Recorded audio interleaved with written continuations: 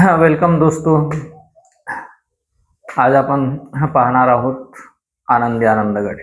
जिकडे तिकडे चोहीकडे, वरती खाली मोद भरे, वायू संगे मोद भरे. हे बालकवीची कविता, निसर्ग कवी. हे सांगण्यामागचा उद्देश असा आहे की जो व्यक्ती आनंदी आहे, खरोखर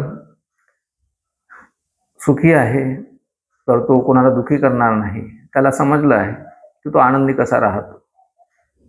लक्षात ठेवायचं आहे की आनंदी राहण्याचा एकच मूळ मंत्र आहे, इतरांना सुखी आणि आनंदी करणं. आज सर्वत्र दुःखी दिसण्याचं कारण तेच आहे की आपण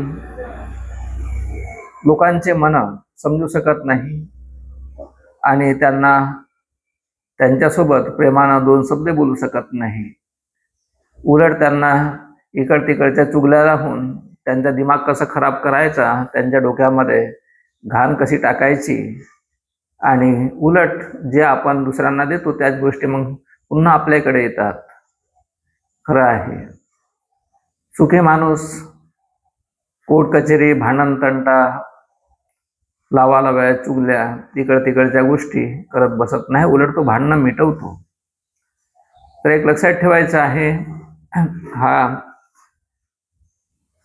जीवनामध्ये सुखाचा मार्ग दाखविणारा एक ट्युशन क्लासची निर्मिती झालेली आहे. आता लवकरच रजिस्ट्रेशन करून त्याचा एक विश्वविद्यापीठ तयार करायचं आहे, ज्याची गरज आहे.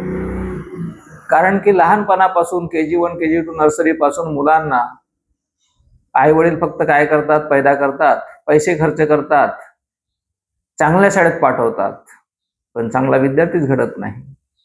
संस्कार महत्वाचे आहेत, संगती महत्वाची आहे. संस्कार आणि संगती आणि घरचं वातावरण खराब असेल, काय करणार विद्यार्थी? अक्कलवान बनणार. आणि म्हणून सर्वात महत्वाची गोष्ट आहे की घरच्या लोकांनी, प्रमुख लोकांनी शिकणं खूप गरजेचं आहे. घरचे प्रमुख येडे गबाळे असतील, काय होणार? त्या घरी शांती सुख राहील. जसं वातावरण राहील, आपोआपच विद्यार्थी घाण शब्द बोलणं, अश्लील बोलणं, आपण त्यांच्या बोलण्यावरून समजून जातो की यांना शिक्षण कसं मिळत आहे.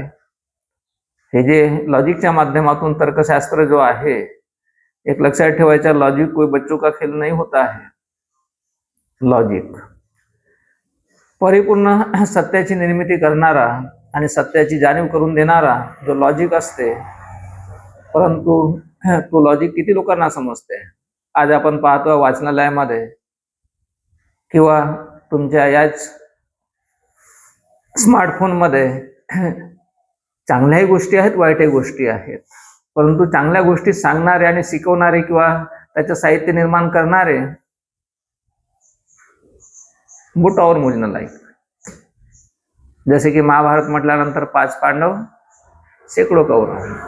कौरव राक्षस, अज्ञानी, मूर्ख, आणि त्यामुळेच अज्ञान शक्तियों का विनाश करवाता है. अज्ञान शक्तियों का विनाश करवाता है. आज मुलांमध्ये ताकद असून देखील, क्षमता असून देखील त्याची शक्ती पूर्ण वाया जात आहे.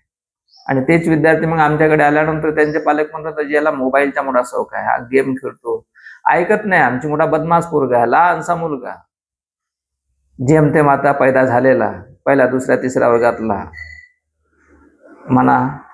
तसं तर आम्ही पहिल्या दुसऱ्या तिसऱ्या वर्गातल्या मुलांना शिकवत नाहीच, कमीत कमी 5व्या वर्गापासूनच्या मुलांना शिकवतो. तेव्हा हे जेव्हा असे म्हणतात पालक, तेव्हा मोठं आश्चर्य वाटते. आणि मग असेच म्हणून त्याला कंध्यावर बसवून आणि अशाच प्रकारचा त्याचा आंधळा प्रेम, हा आंधळा प्रेम असते, डोळस प्रेम नसते. आमचा डोळस प्रेम आहे, डोळस प्रेम आहे. आईचा प्रेम देखील आंधळाच असते, डोळस प्रेम नसते. एखादी आई अशी असते, जिजाऊ, श्यामची आई, अहिल्याबाई, रमाबाई, पंडिता रमाबाई, तर सावित्रीबाई फुले, महात्मा फुलेंच्या कृपेनं अशिक्षित असून शिक्षित होऊन त्रास सहन करून पहिली शाळांची मुलींची शाळा तयार करणारी ती सावित्रीबाई फुले. लग्न न करता देखील अविवाहित असणारी पण पूर्ण जगाची आणि भारताची मदर बनणारी मदर टेरेसा. काय रोहित, बरोबर आहे? अरे बरोबर आहे की नाही? अरे बाकीचे लोक नसतं म्हणत, मग कमीत कमी तू माझ्या संपर्कात आहेस, गेल्या 7 वर्षापासून हे काम करून आलास, चांबार चौकशा केलास, सगळ्या गोष्टी केलास, तू तरी सांग ना लोकांना. आता सांगून तर आलासच तसा, परंतु फक्त या भंडाऱ्यापुरता मर्यादित राहून काही होणार नाही. या गोष्टी ऑल इंडिया आणि पूर्ण जगाला द्यायच्या आहेत, असा आपला उद्देश आहे, असा आपला प्लॅनिंग आहे, नाही का? तर ठीक आहे मित्रांनो, ह्या 5-6 मिनिटाच्या व्हिडिओजमध्ये तुम्हाला अत्यंत महत्त्वाची माहिती, प्रत्येक याच्यामध्ये तुम्हाला जीवनाकडे मार्ग जाणारा जो आहे, शांती सुखाकडे जाणारा जो मार्ग आहे, त्या दृष्टिकोनातून केंद्रबिंदू तोच आहे. तर ठीक आहे, प्रत्येक व्हिडिओज पहा, चिंतन विचार मनन करा, अभ्यास करा आणि स्वतःला बदलवा. Change is the rule of nature. That's all.